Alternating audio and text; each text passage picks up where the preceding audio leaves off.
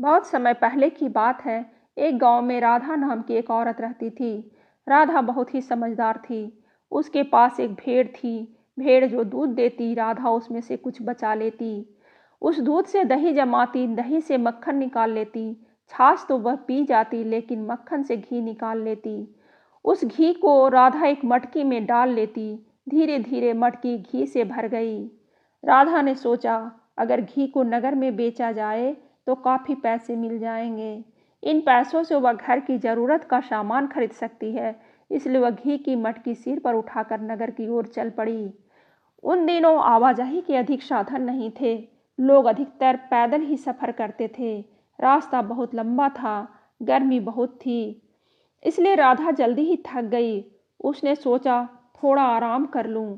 आराम करने के लिए एक वृक्ष के नीचे बैठ गई। घी की मटकी उसने एक तरफ रख दी। वृक्ष की शीतल छाया में बैठते ही राधा को नींद आ गई। जब उसकी आँख खुली तो उसने देखा कि घी की मटकी वहाँ नहीं थी। उसने घबरा कर इधर उधर देखा। उसे थोड़ी दूर पर ही एक औरत अपने सिर पर मटकी लिए जाते दिखाई दी। वह उस औरत के पीछे भागी। उस औरत के पास पहुंच राधा ने अपनी मटकी झट पहचान ली। राधा ने उस औरत से अपनी घी की मटकी मांगी। वह औरत बोली, यह मटकी तो मेरी है, तुम्हें क्यों दूं? राधा ने बहुत विनती की, परंतु उस औरत पर कुछ असर न हुआ। उसने राधा की एक न सुनी। राधा उसके साथ साथ चलती नगर पहुंच गई। नगर में पहुंचकर राधा ने मटकी के लिए बहुत शोर मचाया। शोर सुनकर लोग एकत्र हो गए। लोगों ने जब पूछा तो उस औरत ने घी की मटकी को अपना बताया। लोग निर्णय नहीं कर पाए कि वास्तव में मटकी किसकी है, इसलिए उन दोनों को हाकिम की कचहरी में ले गए। राधा ने हाकिम से कहा, हुजूर, इस औरत ने मेरी घी के मटकी चुरा ली है। मुझे वापस नहीं कर रही। कृपया मुझे मेरी मटकी दिला दें। मुझे इस घी को बेचकर घर के लिए ज़रूरी सामान खरीदना है। तुम्हारे पास घी कहाँ से आया और इसने कैसे चुरा लिया? हाकिम ने पूछा। मेरे पास एक भेड़ है। उसी के दूध से मैंने यह घी जमा किया है। रास्ते में आराम करने के लिए मैं एक वृक्ष की छाया में बैठी तो मुझे नींद आ गई। तभी यह औरत मेरी मटकी उठाकर चलती बनी। हाकिम ने उस औरत से पूछा तो वह बोली, हुजूर, आप ठीक ठीक न्याय करें। मैंने पिछले माह ही एक गाय खरीदी है जो बहुत दूध देती है। मैंने यह घी अपने गाय के दूध से ही तैयार किया है। जरा सोचिए, एक भेड़ रखने वाली औरत एक मटकी घी कैसे जमा कर सकती है? हाकिम भी दोनों की बातें सुनकर दुविधा में पड़ गया। वह भी निर्णय नहीं कर पा रहा था कि वास्तव में घी की मटकी किसकी है। उसने दोनों औरतों से पूछा, क्या तुम्हारे पास कोई सबूत है? दोनों ने कहा, उनके पास कोई सबूत नहीं है।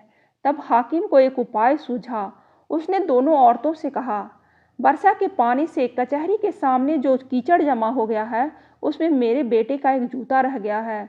तुम पहले वह जूता निकाल कर लाओ, फिर मैं फैसला करूंगा। राधा और वह औरत कीचड़ में घुसकर जूता ढूंढने लगी।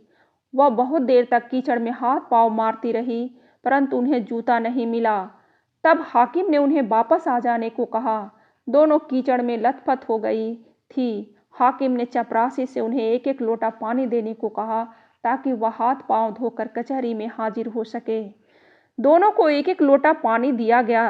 राधा ने तो उस एक लोटा पानी में से ही अपने हाथ पैर धोकर थोड़ा सा पानी बचा लिया, परंतु गाय वाली वह औरत एक लोटा पानी से हाथ भी साफ नहीं कर पाई।